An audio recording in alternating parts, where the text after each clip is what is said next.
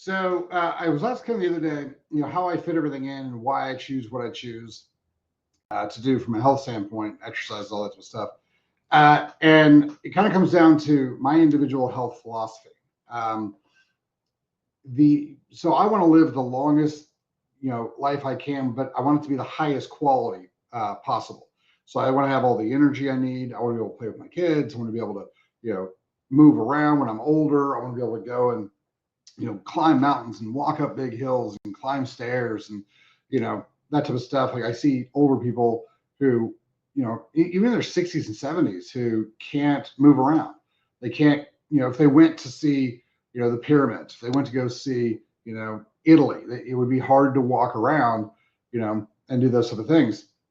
They couldn't, go hiking in the mountains and stuff like that. And, like we're taking our kids, in about 2 weeks to go on a big hike and stuff like that. So I want to make sure I had that ability. And so the way I kind of look at all of the stuff as far as between today and then is if someone smokes a pack of cigarettes, it's not great right now, but it doesn't have a lot of long-term problem. If you smoke a pack of cigarettes every day, it's going to radically decrease your life quality, your life expectancy, and it's just going to make kind of life miserable. There's a lot of things people are doing that are going to be the same as smoking.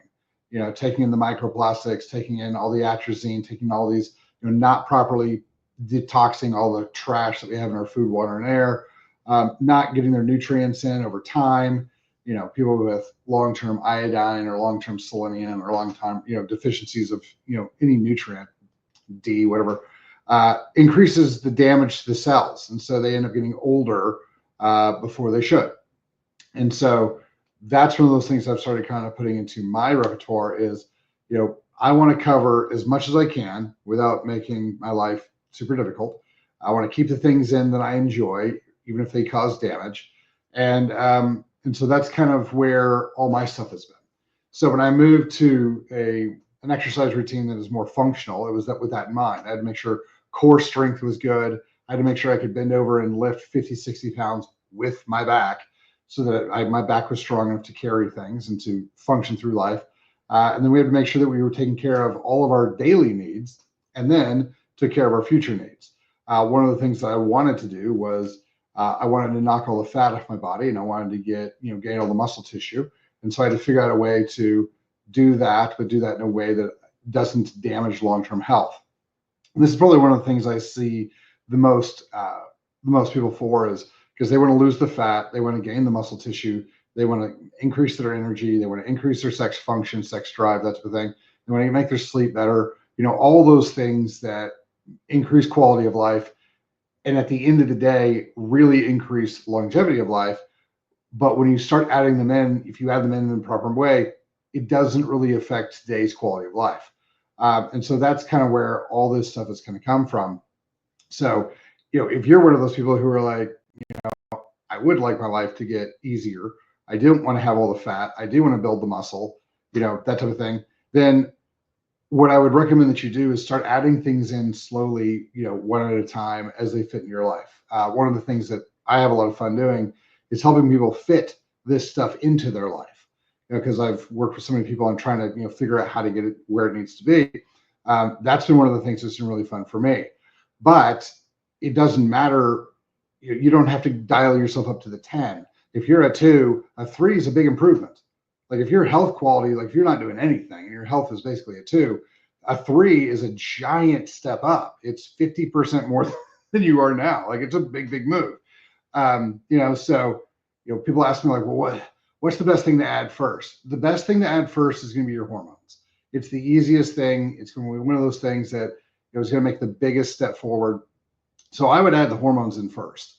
So I would get your blood drawn wherever you're going to go, get your blood drawn and make sure your hormones are up where they're supposed to be. Testosterone is going to be the big one to really kind of focus on at first because it's the easiest thing to do. You're going to take a shot, you're going to use a cream, whatever you're going to do, get those testosterone levels up. And as those testosterone levels come up, you can start to heal. You can start to, like, everything starts kind of coming back together.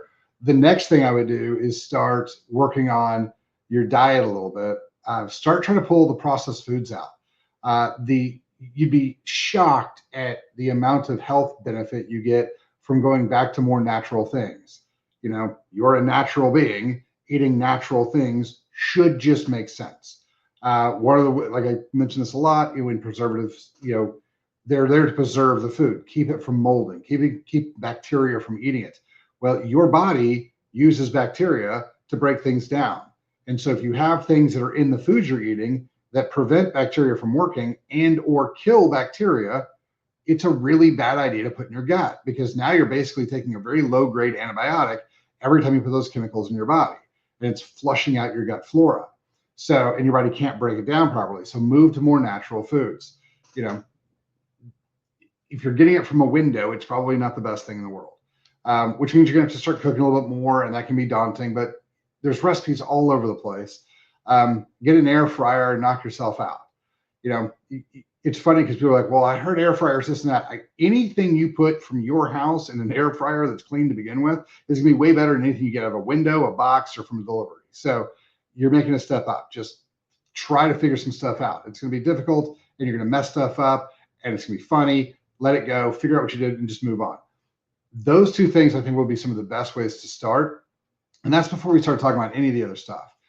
Once you kind of get those two things down, then I would start cleaning out the gut. And so this is not exercise yet. I would just clean the gut out. So like we do the kill and refill, where we kind of knock out all the bad stuff and we put all the good stuff back in. It takes about 5 weeks.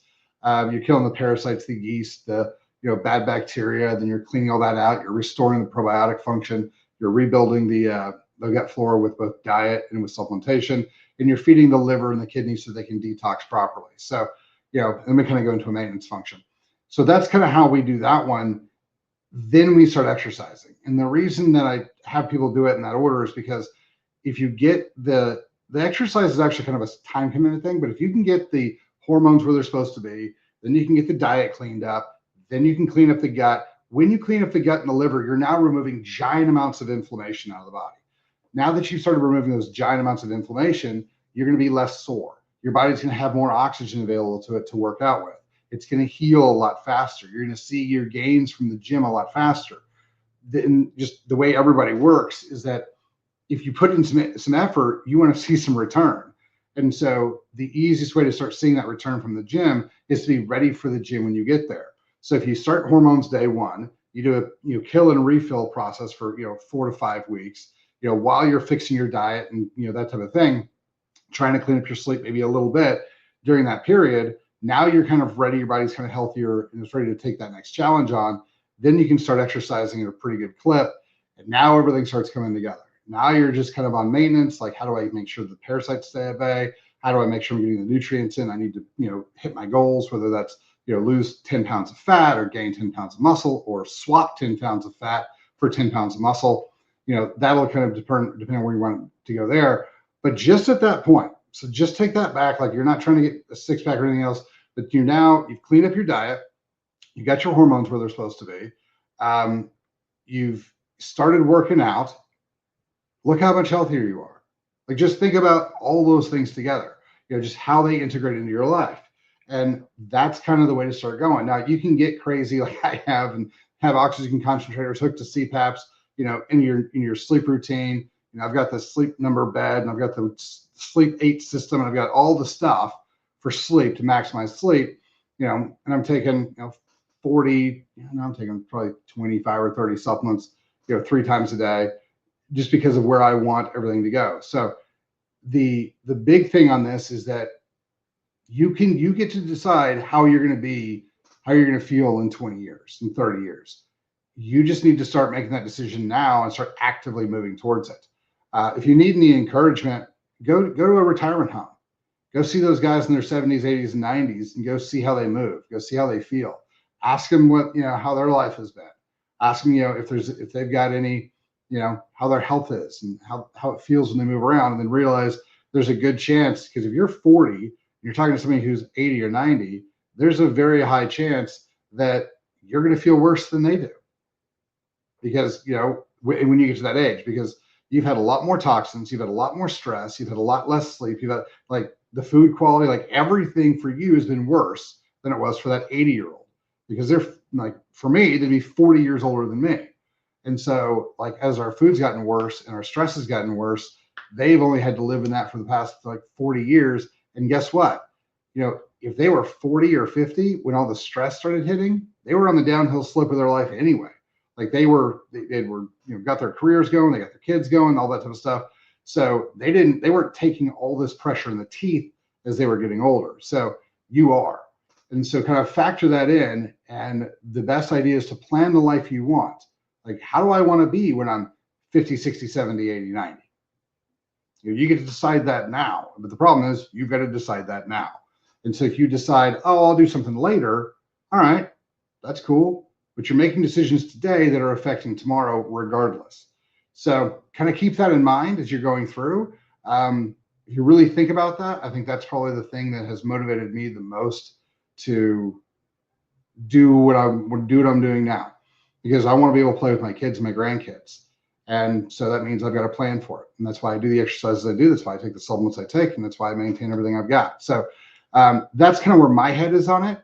If you guys are like, I just want that one supplement that's going to do this for me. I mean, we've got some great supplements, but it works better as a total whole thing that you put together and work all the way through. So if you guys have any other questions, hit us up, questions@chalmerswellness.com, or drop in the DMs. We will talk to you guys soon. Thanks for your time. Have a fabulous day.